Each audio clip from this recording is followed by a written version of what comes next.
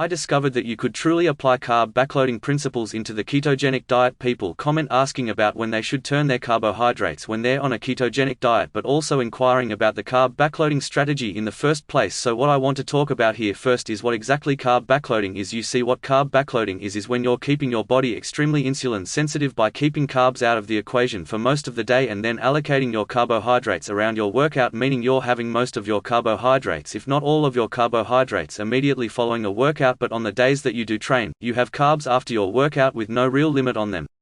Because again, in theory, you're not going to be having an issue because your insulin levels are going to be so low, and you're gonna be so insulin sensitive. Now, let me first off say that this is not exactly how the human body works. So it's not exactly the best protocol. You see, that's basically what's called carb cycling. And carb cycling, although it has its advantages, can be very, very difficult because it makes insulin levels very volatile. A lot of times, the quickest way to truly be able to change your body composition is to get insulin levels stable. That's why I'm such a fan of the ketogenic diet, because you're never really having these massive spikes of blood glucose. You're able to control them a little bit more, having a nice and even and a little bit more easy to manipulate.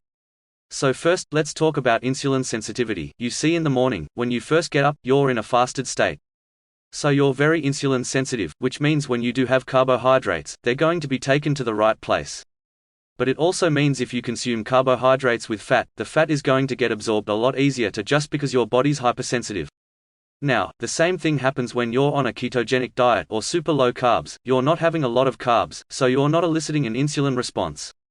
So you become a lot more insulin sensitive. Well, insulin sensitivity also occurs after a workout because you've been depleting your body of glycogen, you've been working out really hard, and your body's ready to glom onto whatever you give it.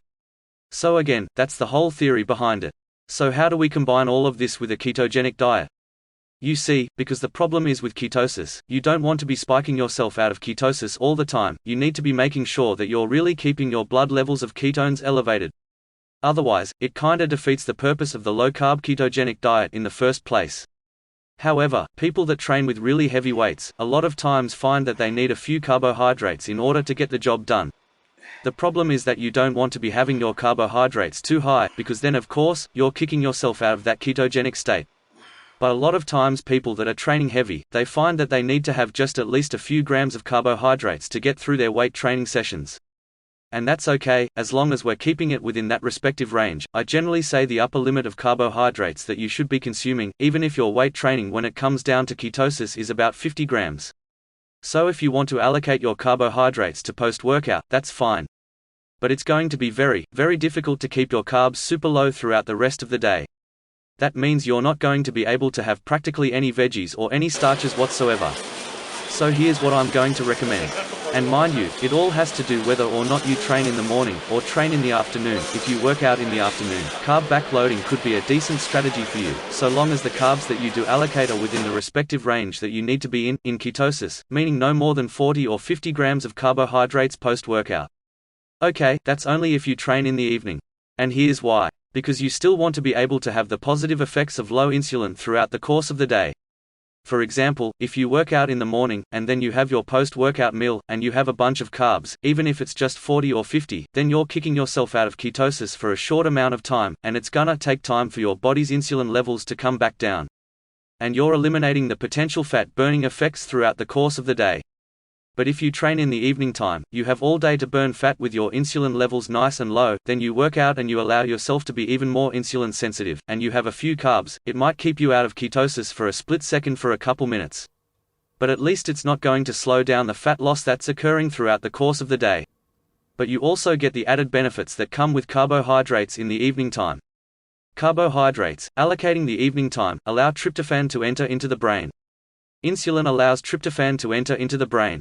And that tryptophan allows the processing and the conversion of serotonin into melatonin, which allows you to sleep, so thereby it's going to help you sleep a little bit better. If you've been on a ketogenic diet, sometimes, it's a little hard to stay asleep. And this is exactly what you might need. Now, it doesn't matter whether or not you train in the morning or night, I still recommend allocating your carbs as much to the evening time as possible. But again, you have to keep in mind that that's going to mean that your carbs throughout the course of the day are extremely mineralized. So I usually recommend having breakfast be exceptionally low carb, even lower veggie content, and then lunch gradually add a couple of carbs and most of the carbs allocated in the evening time. So again, if you work out in the evening, carb backloading strategy might work well for you. But there's something that we also have to factor into the equation. When you are in ketosis, your body is extremely glycogen sparing. It means that your body doesn't normally blaze through all the carbohydrates in the body that it normally does. We hold about 450 to 500 grams of carbohydrates in our muscles and liver. Well, that means that normally you'd have to burn through 450 grams of carbohydrate to drain them. But when you're in ketosis, your body is utilizing ketones, which means that it's sparing a lot of that glycogen.